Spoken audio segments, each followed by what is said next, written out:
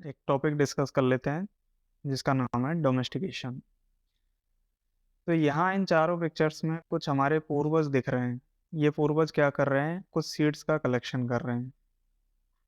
Collection किस लिए कर रहे हैं? ताकि आज हम इनको ग्रो कर पा रहे हैं।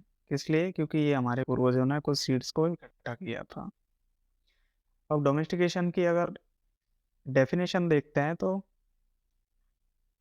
इसका मतलब होता है bringing wild species under human management. यानी किसी वाइल्ड स्पीसीज को इस कंडीशन में लेके आना कि इंसान उसको इजीली ग्रो कर सके, उसको इजीली हार्वेस्ट कर सके और इजीली उसको खा सके। क्योंकि वाइल्ड स्पीसीज के कैरेक्टर्स तो हम सब जानते हैं कि इनके अंदर ऐसी कंडीशन नहीं होती है कि बहुत ज़्यादा उपज दे ये, या इजीली जो लैंड होते हैं उनके अंदर उग सके, या इनको हम इजीली हार्वेस्ट कर सकें। तो इनके अंदर जो चेंजेस हुए, इन वाइल्ड स्पीसीज के अंदर जो चेंजेस हुए जिनकी वजह से इंसान इनको उगा पा रहा है, तो ये नतीजा था किस चीज़ का? डोमेस्टिकेशन का। तो डोमेस्टिकेशन करने के लिए मेनली जो चीज़ रेस्पॉन्सिबल थी उसको हम बोलते हैं सिलेक्शन। यानी कि सिलेक्शन एक ऐसा फैक्टर था जिसने डोमेस्टिकेशन को प्रोसीड करवाया या फिर जिसने डोमेस्टिकेशन को आगे बढ़ाया। तो सिलेक्शन मेनली दो टाइप से होता है। एक होता है नेचुरल सिलेक्शन, एक होता है नेचुरल सिलेक्शन, दूसरा होता है आर्टिफिशियल सिलेक्शन। नेचुरल सिलेक्शन जैसा कि सब जानते हैं कि नेचुरल सिलेक्शन, जो नेचर इटसेल्फ अगर किसी चीज़ को सेलेक्ट कर रही है तो उसको नेचुरल सिलेक्शन बोलते हैं। अगर उसी सिलेक्शन को या किसी और चीज़ को इंसान खुद सेलेक्ट करके आगे फॉरवर्ड कर रहा है तो उसको हम बोलते हैं आर्टिफिशियल सिलेक्शन। अब बात करते हैं हम टाइप्स ऑफ सिलेक्शन। तो जब भी टाइप्स ऑफ सिलेक्शन की बात करेंगे तो यहाँ तीन टाइप होते हैं इसके। एक होता है डायरेक्शनल सिलेक्शन, दूसरा होता है स्टेबलाइजिंग सिलेक्शन, तीसरा होता है इसका डिस्ट्रप्टिव सिलेक्शन। तो एक एक करके हम इन तीनों के ऊपर चर्चा करने वाले हैं। तो पहला सिलेक्शन होता है डायरेक्शनल सिलेक्शन, यानी किसी ट्रेड को उसके एक पर्टिकुलर डायरेक्शन में सेलेक्ट करना। यानी कि किसी एक एक्सट्रीम फिनोटाइप के लिए अगर हम सेलेक्ट कर रहे हैं तो उसको हम बोलते हैं डायरेक्शनल सिलेक्शन। अब इसके दो एग्जांपल्स हो सकते हैं, एक आर्टिफिशियल सिलेक्शन के लिए और एक होता है नेचुरल सिलेक्शन के लिए। तो आर्टिफिशियल सिलेक्शन के लिए बेस्ट एग्जांपल इसका यील्ड है। यील्ड का, जैसे इसकी मैं अगर यील्ड का तीन कैटेगरी बना देता हूँ यहाँ, कि कुछ प्लांट्स होते हैं लो यील्डर होते हैं, कुछ हाई यील्ड वाले होते हैं, और ज़्यादातर जो होते हैं वो इंटरमीडिएट वाले यील्ड के होते हैं। लेकिन हमें किस तरह के प्लांट की ज़रूरत होती है जो ज़्यादा उपज दे सकें, ज़्यादा यील्ड दे सकें। यानी कि एक पर्टिकुलर एक्सट्रीम की तरफ हम जा रहे हैं यील्ड में, तो वो एक एग्जांपल किसका हो गया? डायरेक्शनल सिलेक्शन का।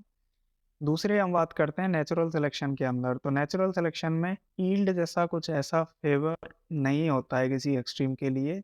नेचर हमेशा उसको फेवर करेगा जो अच्छा फिट होगा। यानी जिन प्लांट्स की फिटनेस अच्छी होती है उनको नेचर फेवर करता है। तो इस फिटनेस वाले जो कॉन्सेप्ट को समझना है तो हम आगे डार्विन की जो थ्योरी है, डार्विन्स थ्योरी, उसको हम रेफर कर सकते हैं।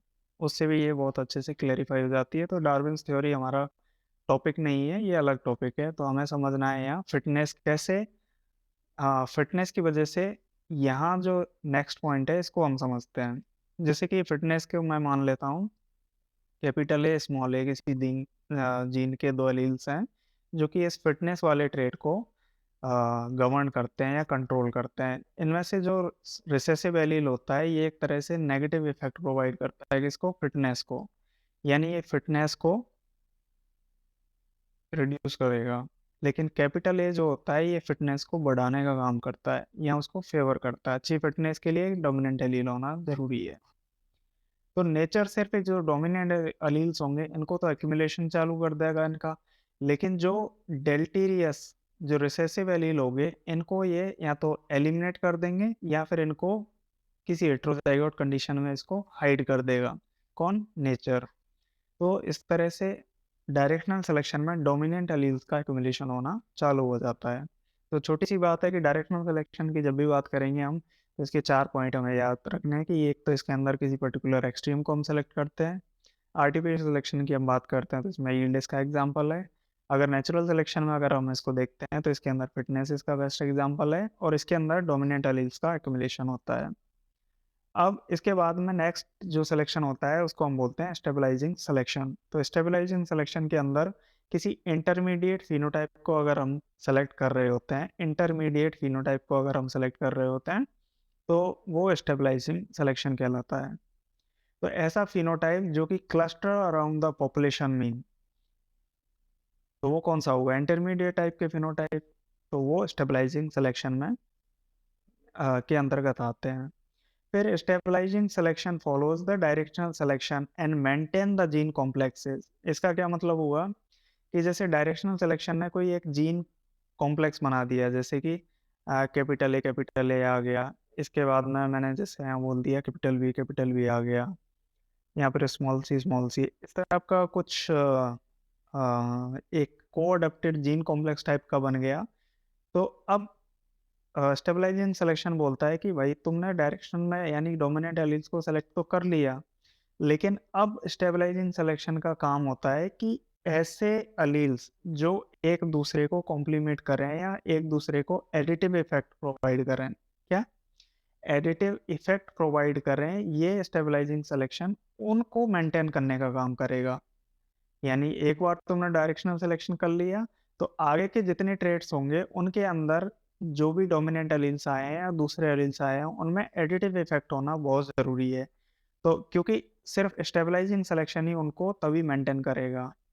सो ऐसे ट्रेड जो फिटनेस को डायरेक्टली, जिनसे रिलेशन नहीं होता है, ऐसे ट्रेड्स का जो फिटनेस को अफेक्ट नहीं करते हैं, उनको सिलेक्शन करने के लिए जो प्रोसेस होता है वो स्टेबलाइजिंग सिलेक्शन होगा। ठीक है, तो ये हमेशा डोमिनेंस या एपिस्टेसिस के अगेंस्ट में होता है। अगेंस्ट में कैसे? ये हमेशा एडिटिव इफेक्ट वाले एलील्स को फेवर करेगा, क्योंकि ये फिटनेस को जो इस तरह के एलील्स होते हैं ये फिटनेस को डायरेक्टली अफेक्ट नहीं कर रहे होते हैं, इसलिए इसमें थोड़ी सी नेचर भी फ्री हैंड दे देता है कि हाँ ठीक है, स्टेबलाइजिंग सिलेक्शन, तुम ऐसे एलील्स को जो एडिटिव इफेक्ट शो कर रहे हैं बट फिटनेस को कोई इफेक्ट नहीं कर रहे हैं, तुम उसको मेंटेन करने का काम कर सकते हैं। तो इसका नेक्स्ट पॉइंट में यही लिखा हुआ है कि इट मेंटेन्स द इक्विलिब्रियम, है ना। तो नेचर के अंदर जितने भी प्लांट्स का एक ना ज़्यादा ना कम यानी बीच वाले जो फिनोटाइप्स होते हैं, उनको जो मेंटेन करने का काम करता है वो स्टेबलाइजिंग सिलेक्शन करता है। और वो किससे पॉसिबल है? ऐसे एलील्स जो एडिटिव जीन एक्शन शो करते हैं, उनका अगर फेवर कर रहे हैं, तो वो स्टेबलाइजिंग सिलेक्शन की वजह से ही पॉसिबल हो पा रहा है। तो यहाँ फिर से स्टेबलाइजिंग सिलेक्शन में 4 पॉइंट्स हमारे पास में आ गए हैं। पहला तो इसके अंदर इंटरमीडिएट फिनोटाइप को सिलेक्ट करते हैं। दूसरा, इसके अंदर को-अडॉप्टेड जीन कॉम्प्लेक्सेस फॉर्मेशन होता है। तीसरा, ये किसी भी डोमिनेंस या एपिस्टेसिस को फेवर नहीं करेगा स्टेबलाइजिंग सिलेक्शन। तीसरा, ये किस चीज़ को फेवर करता है? एडिटिव जीन कॉम्प्लेक्सेस को फेवर करता है। तो आगे के सिलेक्शन की अगर हम बात करते हैं, सॉरी, उससे पहले हम इसका जस्ट एक एग्जांपल अगर देखें, तो जैसे कि एक फील्ड के अंदर 3 टाइप के प्लांट हो सकते हैं। एक प्लांट बहुत ज़्यादा लंबे हैं, यानी इनकी हाइट बहुत ज़्यादा है, और एक प्लांट ऐसे हैं जो कि बहुत छोटे हैं, और एक कंडीशन ऐसी है जिसमें इंटरमीडिएट टाइप के प्लांट्स हैं। अब हुआ क्या है कि जो लंबे वाले प्लांट्स थे वो हैवी विंड की वजह से, यानी विंड इधर से आ रही है, हैवी विंड की वजह से ये टूट जाएंगे, तो ये भी ख़त्म हो जाएगा। लेकिन ज़्यादा छोटे कर दिए तो इससे क्या होगा? इनको प्रॉपर सनलाइट नहीं मिलेगी, तो इनका प्रॉपर डेवलपमेंट नहीं होगा, तो ये भी रिड्यूस रह जाएंगे, यानी कि ये भी ख़त्म हो जाएंगे। तो क्या हुआ कि नेचर ने ऐसे प्लांट जो कि इंटरमीडिएट टाइप के, यानी कि ना ज़्यादा बहुत ज़्यादा लंबे थे ना बहुत ज़्यादा छोटे थे, ऐसे प्लांट्स को डेवलप कर लिया। अब इनको डेवलप किया तो इनको एक तो प्रॉपर सनलाइट मिल पा रही थी, और ये विंड से भी ज़्यादा अफेक्टेड नहीं हो रहे थे। तो इस तरह से एक स्टेबलाइजिंग सिलेक्शन, यानी कि जो इंटरमीडिएट फिनोटाइप वाले प्लांट थे उनको नेचर ने सेलेक्ट कर लिया। तो ये इसका एक छोटा सा एग्जाम्पल है किसका? स्टेबलाइजिंग सिलेक्शन का। तो इस सिलेक्शन के बाद में अगर हम बात करें तीसरे टाइप के सिलेक्शन के बारे में, तो वो होता है डिस्ट्रप्टिव सिलेक्शन। तो डिस्ट्रप्टिव सिलेक्शन के अंदर it favours the both extreme types in a population, यानी डायरेक्शन में सिर्फ एक तरह का एक्सट्रीम को सेलेक्ट कर रहे थे, स्टेबलाइजिंग में इंटरमीडिएट वाले को सेलेक्ट कर रहे थे, लेकिन डिस्ट्रप्टिव सिलेक्शन के अंदर ये दोनों साइड के जो इंडिविजुअल्स होते हैं, जो प्लांट्स होते हैं, एक्सट्रीम्स होते हैं, उनको अगर हम फेवर्स करते हैं तो वो डिस्ट्रप्टिव सिलेक्शन होता है। ठीक बात। इसका अगला पॉइंट होता है कि it also favours the dominance and epistasis. ठीक है, तो डोमिनेंस की जहाँ भी बात करते हैं तो एक्सट्रीम टाइप्स में या तो यहाँ कैपिटल ए होगा या कैपिटल ए स्मॉल ए होगा। इधर अगर हम बात करें दूसरे एक्सट्रीम में तो ये रिसेसिव वैल्यूज हो सकते हैं एक पर्टिकुलर एक्सट्रीम्स के। तो यहाँ भी जो फेवर हो रहा है किसी भी एक्सट्रीम को ले जाने में, जैसे यहाँ small A capital sorry small B capital C capital D. जैसे इस साइड के अगर फेवरिज्म में देखें तो यहाँ कैपिटल बी आ गया, दूसरा इसका small C capital D small D हो गया, है ना। तो दोनों एक्सट्रीम के अंदर यहाँ भी कुछ डोमिनेंट अलील्स को हम सेलेक्ट कर रहे हैं, तो इस साइड के अंदर भी हम किसी डोमिनेंट अलील को सेलेक्ट कर रहे हैं। यानी कि दोनों साइड के अंदर बहुत एक्सट्रीम को फेवर कर रहे हैं। इसलिए ये डोमिनेंस और एपिस्टेसिस दोनों डिस्ट्रप्टिव सिलेक्शन की भी प्रॉपर्टी होती है। डिस्ट्रप्टिव सिलेक्शन क्या करता है? It forms the ecological niches. इसका क्या मतलब है, ये आगे हम एक एग्जांपल से इसको समझेंगे। It maintains the polymorphism in a population. तो इसका मतलब क्या हुआ, जब हम इस तरह के फिनोटाइप यानी कि दोनों एक्सट्रीम को हम आगे सेलेक्ट कर रहे होते हैं तो ये भी एक तरह से वेरिएशन क्रिएट करने का काम करता है आगे।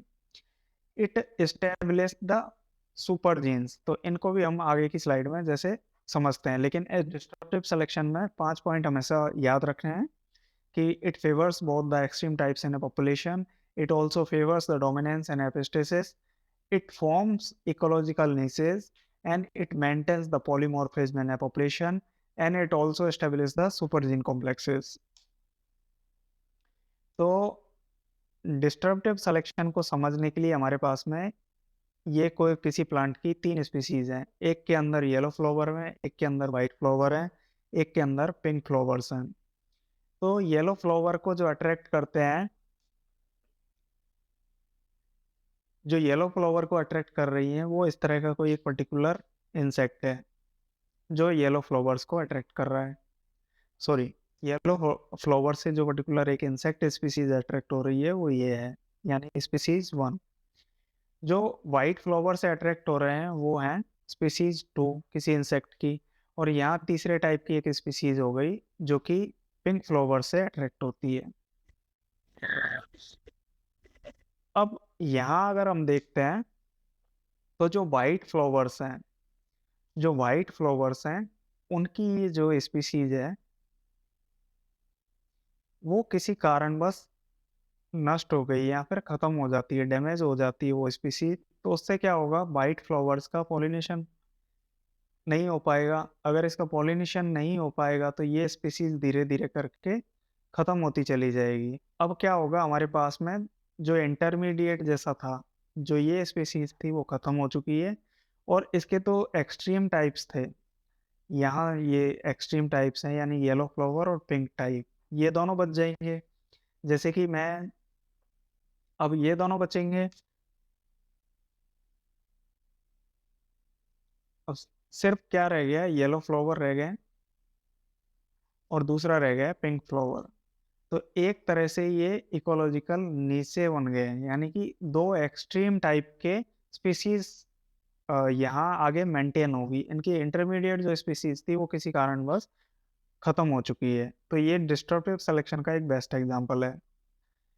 अब आगे की अगर हम बात करें कि what are different changes which happens in the plant species under domestication, यानी ऐसे कौन कौन से चेंजेस हुए हैं प्लांट स्पीसीज में जो डोमेस्टिकेशन की वजह से हुए हैं, तो उनके बारे में भी एक नज़र हम यहाँ देख लेते हैं। तो सबसे पहला जो इसकी अगर हम बात करें कि डोमेस्टिकेशन में जो प्लांट स्पीसीज में चेंज हुए हैं, तो वो होता है एलिमिनेशन और रिडक्शन इन सेटरिंग। शेटरिंग का क्या मतलब होता है कि जैसे फील्ड के अंदर कोई बीन लगी हुई है और वो बीन जैसे ही हार्वेस्ट होने से पहले ही वो एक तरह से खुल जाए तो उसके सीड डिस्पर्स हो जाएंगे, यानी उसके अंदर शैटरिंग प्रोसेस हो जाती है। तो ये एक तरह से हमारे लिए क्या यूज है, जो अगर वो फील्ड के अंदर ही हार्वेस्ट होने से पहले हमारे पास आने से पहले ही बीज अपना कहीं चला गया है यानी शटरिंग की वजह से, तो ये हमारे लिए यूज़फुल नहीं था। तो डोमेस्टिकेशन की वजह से इसके अंदर क्या हुआ, शटरिंग वाले प्लांट्स के अंदर एलिमिनेशन हुआ और उनके अंदर रिडक्शन भी हो गया। दूसरा इसके अंदर क्या चेंजेज़ आया, डिक्रीज़ इन वेरिएबिलिटी विदिन स्पीशीज़, यानी कि वाइल्ड स्पीशीज़ में ज़्यादा वेरिएबिलिटी होती है। तो क्या हुआ, जैसे-जैसे हम सिलेक्शन करते चले गए तो वेरिएबिलिटी कम होती गई, यानी कि हम सिर्फ़ उन प्लांट्स को सेलेक्ट करते चले गए जो कि हमारे लिए बेनिफिशियल थे। यानी कि हम एक पर्टिकुलर वेरिएशन को ही सिर्फ़ आगे फॉरवर्ड कर पाए थे। तो डोमेस्टिकेशन के अंदर डिक्रीज़ इन वेरिएबिलिटी विदिन स्पीशीज़, ये भी एक चेंज आया था। अगर हम इसके तीसरे चेंज की तरफ बात करते हैं तो प्रमोशन ऑफ एसेक्सुअल रिप्रोडक्शन। तो क्या हुआ था कि जब सीड्स का मेनली जब क्रॉस पॉलिनेशन होता था या सीड के थ्रू जो प्रोपगेशन होता था, वो थोड़ा टाइम टेकिंग होता था। तो इस चीज़ को और शॉर्टन करने के लिए एसेक्सुअल रिप्रोडक्शन का ओरिजिन हुआ, या फिर उस नीड को ही खत्म कर दिया नेचर ने या हम लोगों ने, जो प्लांट्स को नेसेसरी थी, जो उनका सेक्सुअल रिप्रोडक्शन था। तो प्रमोशन ऑफ एसेक्सुअल रिप्रोडक्शन, ये भी एक तरह का चेंज आया था किसमें, डोमेस्टिकेशन में। फिर इसके बाद में increase in yield and grain size, यानी डोमेस्टिकेशन में ऐसे प्लांट्स को सेलेक्ट करते चले गए जिनकी यील्ड अच्छी थी और जिनका ग्रेन साइज भी बहुत अच्छा था। फिर हमने क्या किया कि वाइल्ड स्पीशीज का जो लाइफ साइकिल होता है वो बहुत लॉन्ग होता है, तो उसको थोड़ा शॉर्टन किया। धीरे धीरे हम शॉर्ट करते हुए अभी आज की जो कल्टिवेटेड स्पीशीज हैं उनके अंदर 3 महीने या 4 महीने से ज़्यादा का कोई लाइफ साइकिल नहीं होता है। 3-4 महीने में पक्के क्रॉप रेडी हो जाती है और उसको हम हार्वेस्ट कर लेते हैं। तो डोमेस्टिकेशन के अंदर शॉर्टर लाइफ साइकिल भी एक चेंज आया था प्लांट्स में। फिर इनके प्लांट के सॉरी, यानी कि प्लांट टाइप में भी कुछ चेंजेस हुए थे। यानी पहले बहुत ज़्यादा लंबे प्लांट होते थे या बहुत छोटे प्लांट होते थे। तो अभी डोमेस्टिकेशन के अंदर क्या हुआ है, इंटरमीडिएट जो कि हमारे लिए यूज़फुल थे ऐसे प्लांट्स को हमने सेलेक्ट कर लिया। वाइल्ड स्पीशीज़ के अंदर इंसेक्ट या किसी पैथोजन से डिफेंस मैकेनिज्म के लिए टॉक्सिन्स या इस तरह की चीज़ें होती थी। लेकिन इन टॉक्सिन्स को हमारे लिए, हम इनको कंज्यूम नहीं कर सकते थे इन प्लांट स्पीशीज को, तो हमने क्या किया, इनके अंदर टॉक्सिन्स को रिड्यूस कर दिया, कम करते चले गए।